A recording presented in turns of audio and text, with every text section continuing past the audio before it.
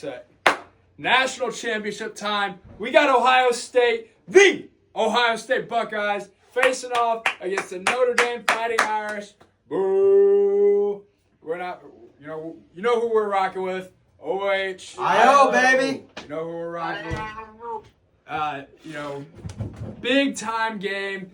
Ryan Day trying to save his. I think his job is safe, but it's secure. It's definitely secure. It's definitely secure. And I'm a Ryan Day guy. I love you, Ryan Day. I think he was the man for the job. But a lot to talk about. Ryan Day and his beef with Lou Holtz. Hilarious. Oh my gosh, that is hilarious. Let's talk about the spread real quick. 8.5 in favor of the Ohio State Buckeyes currently. They opened up as 9.5 favorites. Yep. But yeah, I'm excited. I'm freaking excited. You guys want to hop in? Let's talk about it. Yeah. The over is 46.5. I think that will hit. But the money line, the Ohio State Buckeyes are favored minus 360. Go. And then Notre Dame is plus 285. Yeah, so it'll be a pretty good game. AJ, what are your thoughts about this game? I'm not done yet, but just... You're good, man. I just think it's funny that Ohio State really turned it around after that Michigan loss. What we thought to a lot of Ohio State fans was the end of the season. Obviously, we had a playoff, but that broke a lot of Ohio State fans' hearts. And for a lot of people, that was like the end of their season. They didn't really picture or they didn't give themselves the chance to even think that they could be in this position because they lost again to Michigan. So it was like this is like a different season, if that makes sense. Like we started from scratch. I think that game helped us get to where we are. I agree. That loss helped us. So I think it's a testament to the playoff and why it needed expanded. You got 7 and 8 in the championship. They overcame a lot this season. Both teams.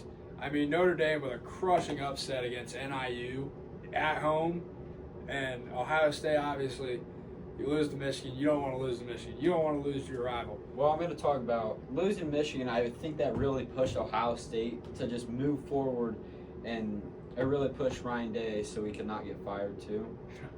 So, and I just want to talk about how dominant Ohio State's been. The defense has showed up. Jeremiah Smith has showed up. Will Howard has, and Judkins and Henderson have been incredible. So Sonic and Knuckles, huh? Yeah. Just like Detroit, huh? George, what are you thinking, man? What are you thinking? I thought Ryan Day was gonna get his ass kicked.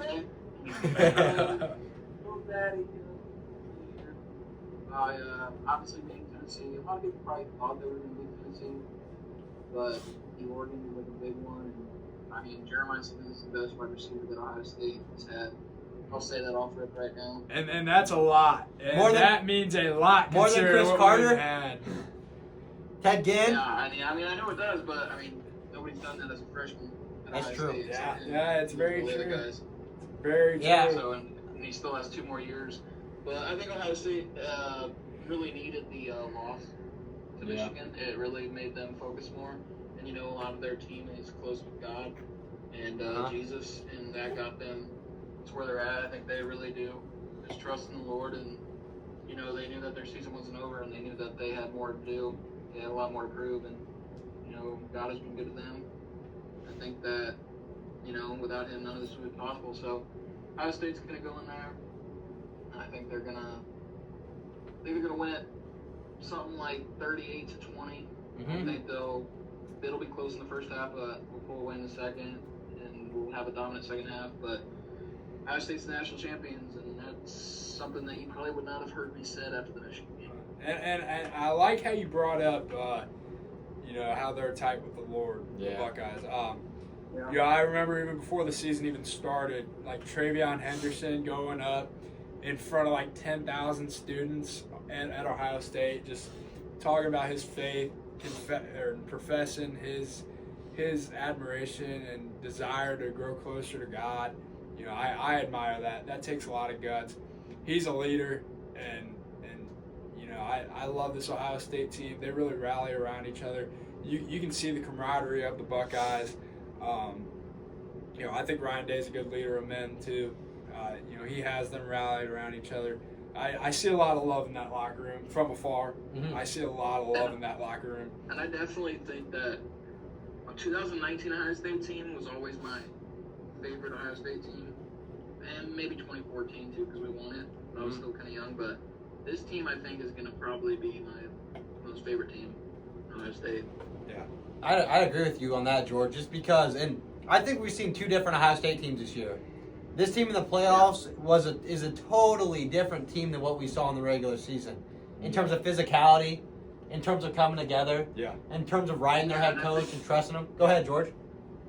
No, I think it's always a better story when you see a team that has to deal with adversity, losing to a 6-5 team, their rivals, heartbroken, and they come back to do it. It's just something you script in a movie, and it feels like a movie. So I think that's why it's just so special. Yeah, and we as Ohio State fans are spoiled, and we always expect to beat Michigan no matter the year, and they expect the same. But I mean, Ohio State in our lifetime, we smoked Michigan, you know, so we're just used to that. And when we lose to them over 4 years in a row, it's just like, what the heck is going on? It's just good that we were able to bounce back, because we easily could have just took that loss and laid flat on our feet and just gave up. But you know, we've changed the dynamic of what Ohio State football can be, because we're not known as a physical football team. We're known as a team that can give the ball to our playmakers and have a lot of talent. But combining that with the physicality that we've seen out of this team in the playoffs is shown it's unstoppable. You think of a physical team, you think of 2014 when we won it last. And I want to bounce off a point you said in there. You said it very short, but I caught it and it stood out to me. The guys riding around their head coach, they're not any strangers to the noise that Ohio State was facing. You know, Ryan Day, he was facing a lot of criticism after that Michigan game. But I think it was so huge to see Jack Sawyer after his huge play against Texas, after he had that 83-yard touchdown. He went up to Ryan Day, and he just picks him up, holds him up. The guys love him. You hear him in their post-game conferences. You know, Jack Sawyer, you know, he was the first guy that Ryan Day recruited, and Jack Sawyer was the first person that ever committed to play for Ryan Day. And I think that speaks a big testament of who Jack Sawyer is and who Ryan Day is. Well, I mean, I just want to say something about that Jack Sawyer play. That really reminded me of that Sam Hubbard touchdown against the Ravens in 22. That was just really memorable for me. Yeah, for a lot of Ohio fans. I mean, I'm a Browns fan, but I bet a lot of Bengals fans can attest to that, Bryce. They definitely, 100%. And, you know, it's just cool to see that Ohio boy that's been there for 5 years, and he's taken a lot, and a lot of people are like, why is he even in the starting lineup? That's what I've heard, at least. And I'm like, dude can play, and that's came to full tuition when it mattered. Yeah. Pick against Michigan inside the red zone. We should have won that game because of him. Yeah. And then that strip sack that was one of the coolest football plays I've seen in college football in a while. And that probably means that guy loves it. He lives and breathes Ohio State football. I mean, you know how much that program means. He grew up a Buckeye fan. After that loss to Michigan, I think something that sticks out to me is he tears that flag off, and and Ryan Day is like, or one of the coaches is trying to hold him back. He's like, man, I hate losing to this team, man. They're not planting their flag on our field. And I love that. I love that fire in that guy. He loves Ohio, not just Ohio State football. He loves the state of Ohio. And, you know, that makes me proud to be a Buckeye, a guy like Jack Sawyer. George.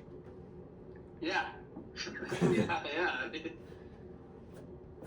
It definitely makes me proud to be an Ohio State fan, for sure. I mean, he grew up in Pickering, Ohio, so outside Columbus. So, yeah, I mean, that's what I was trying. I think I had talked about this with you before about, we need, Ohio guys that really, know what it means to play at Ohio State, and he's one of those guys that embodies that. And, you know, Cody Simon, JT Tuimoloau, Tyleik Williams, Sonny Styles, all of them are just, this is Lathan Ransom, Caleb Downs, Denzel Burke. But all those guys, you know, they really rally around and just playing the best I've ever seen. And then they're also their coach. I don't know if you guys see this on Instagram. I know, AJ, you don't have it, but one of their coaches. I always get it. Tim Walton. What's that? Sorry, George, I cut you off. Go ahead. Tim Walton, he always has a daily Bible verse that he tells like the players, and it like just gets them pumped up, and like I just think everybody on that team just embraces their faith, and it's just and it's just like it's hard to stop. And I also wanted to say, 2014, Ohio State won it all. It was the first year of the college football playoff. 2024, the first year of the new college football playoff. Yep. We won it the first time. I think we're going to win the new playoff first this time. I think we cover that spread too. I really do. 8.5 points. They've been dominating all playoffs. This Buckeye team has, and Notre Dame's offense just ain't what we. Notre Dame's offense might be the worst offense we've seen. Maybe Tennessee's a little worse, but I think they're one of the worst offenses that we've. I agree, and I think Notre Dame. The name of the game is just going to be stop their physicality, be more physical than them, and I think if we're more physical than them, I really don't even think it's close past the first quarter, to tell you the truth. Yeah, I mean, all we have to do is stop the run game. Because Riley Leonard, never saw him really pass that much. Yeah. I mean, honestly. Well, and go ahead. He's a good runner. Yards against Georgia. Well, It's the run game. You got to stop the run and the read option. Yeah, but it's funny that Jeremiah Love, running back for Notre Dame, I thought he was injured. But then the last game, he's hurtling over guys, doing crazy things. It's like, is the guy even injured? Or is that just like? But that dude's pretty good. So if we stop him, I agree with you. I don't think Riley Leonard's that guy. To be fair, it was his left knee that was hurt, and he jumped off his right. Okay. Yeah, I'm not being like a dick and like being like, oh. No, but it's still cool either way to have a freaking brace on your knee and still being able to jump 20 feet in the air. I can't do that with freaking moon shoes. For sure. Yeah. But I mean, we talked about like Ohio State's change and what they've done, and we talked about what we think is going to happen. But let's break down a little bit why that's going to happen a little bit. Why do you feel like Ohio State's going to win this game? I know you said if like our physicality has been better, but like what exactly do you think Ohio State needs to do in order to win this game? Will Howard keep playing the way he's playing. I think Will Howard has this is a guy. He's been underlooked all year. Always at Ohio State. Sleeve, Tyler? What? What does he wear on his sleeve? What does he wear on his sleeve? He plays. He plays with his heart on his sleeve, which I love that about him. But as I was saying, Will Howard, this is a guy. He's been underlooked his whole career. I mean, this is a guy that was the Big 12 Offensive Player of the Year just a year ago, and he comes to Ohio State and is like, he has Jeremiah Smith and Emeka Egbuka, Travion Henderson, Quinshon Judkins, G. Scott, Cornell Tate. He's got all these guys, but at the end of the day, the guy is making plays. He's throwing seeds all over the field. He's throwing piss missiles into tight windows. This guy may be playing himself into a first-round grade. I'm telling you guys, watch out for this guy. And I'm not even trying to be a homer. The guy is a stud. He is a leader. This guy... Look at his intangibles. The guy is a leader. He plays with his heart on his sleeves. He's going up to his teammates. And this guy has only been there for a year. And look at how the guys embrace him. He's going up to Jack Sawyer, banging on him. Give a lot of credit to their teammates, too. The way that Will Howard has been a leader of this team, and he's only been there a year, that's a testament to the guy that he is and the leader that he is. And I think NFL teams need to really reconsider who their top quarterbacks are in this draft, and what most may think isn't a very quarterback-heavy draft. I think they're not looking at guys like Will Howard. I think they're just looking at Shedeur Sanders and Cam Ward, and they're looking at things like that. Well, I'm going to stop you there. Kyle McCord finished top 10 in Heisman finalists. I would watch out for him, too, because I think he could be a good NFL quarterback.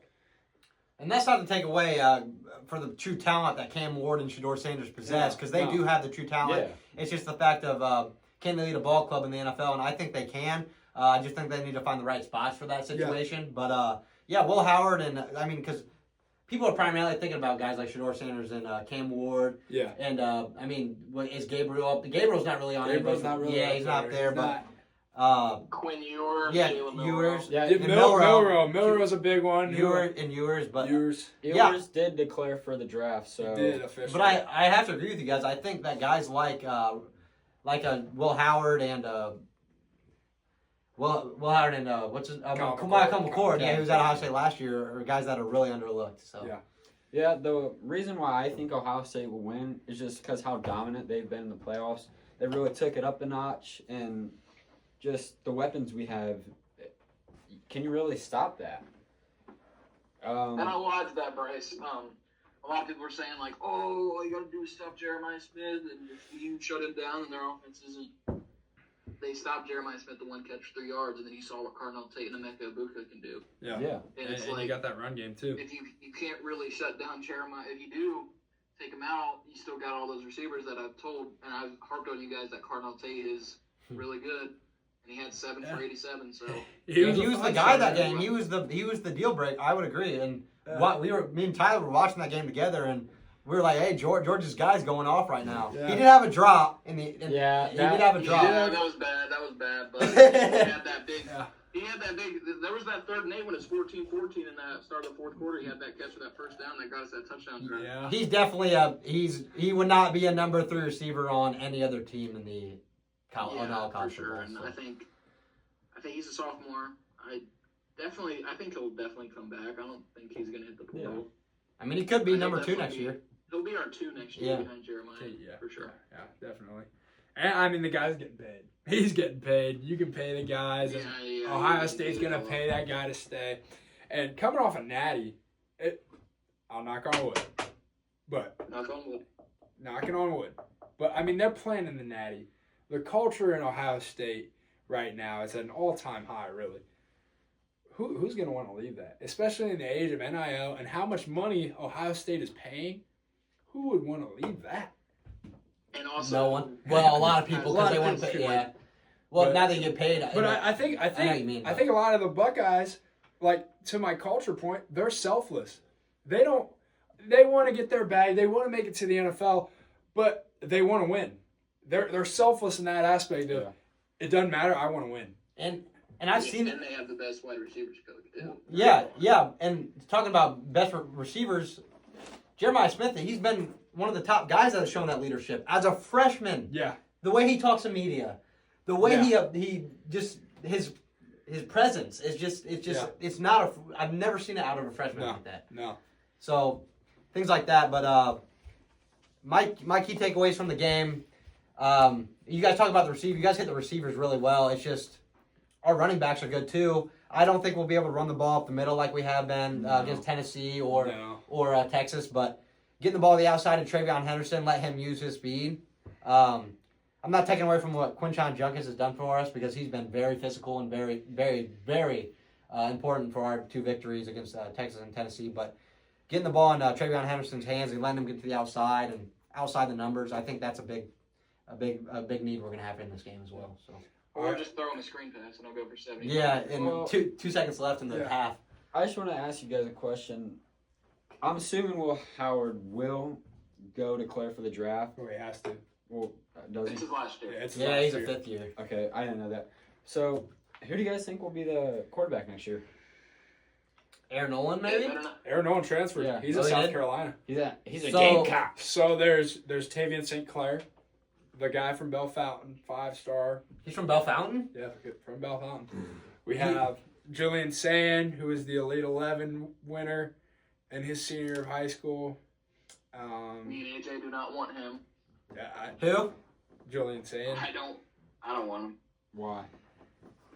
I just don't think he's our quarterback. I just don't like him. Yeah, it's a pretty terrible reason. I'm not gonna lie, George. I think we still have Devin Brown coming. Devin Brown's in the portal, isn't he? Brown's not going to get it. Yeah, I want Brown. And I don't know about Keno's. I don't think he's staying. I'd assume not. I don't did really Devin know. Brown say he was coming back? No, I don't think so. I think he said he's hitting the portal, but I haven't seen him commit anywhere yet. But I mean, he's in It's because he said he was going to remain the season out with Ohio State, and then once the season's over, then he's going somewhere. Yeah, that sucks for him though, because I mean, most school semesters have started now. So how does that? I mean, he could enter the draft. Yeah, sometimes. You want to get drafted? No. But yeah, so we'll go to this final predictions of the game. AJ, will start with you, then to George, then myself, and then to Bryce. Yeah, I know George said 38-20. I had something similar to that. I had 31-10. That was my final. Yeah. Yeah, 38-20. That's but I had Ohio State dominate second half. Yeah, I have at 34-21, the Ohio State Buckeyes. And, really I'll take that back. 34-17. I don't see it being that close of a game. I have it Ohio State 41, Notre Dame 24. Okay. Damn. High scoring, Bryce. High scoring. Very high scoring. I mean, I took the over. I don't mind that, though. I mean, that's what we've seen a lot of that in this playoffs. Yeah, I took the over last week on Texas. Dude, the overs hit a lot in the playoffs. That's what I've noticed, and I think it's It was just a lot. low score. I mean, it was a low scoring game against Texas, though. It was. It's still the over hit, though. No, it didn't. No, it didn't. Did it not? It was at 42. Oh, yeah. The over was like 44, 45. Yeah. Well, the over, I hit an alt spread. That's what I did. I did 40.5 at the alt spread. So, All right. or the alt over under. Yeah. All right. Well, I think that's going to conclude it for this national championship preview for the Ohio State Buckeyes versus the Notre Dame Fighting Irish. Marcus Freeman, I got to commend you before we end this. Great season. Great season. You're a hell of a coach. I'm not writing you off. I'm just congratulating you already on a great season. And I think if you guys do win, congratulations.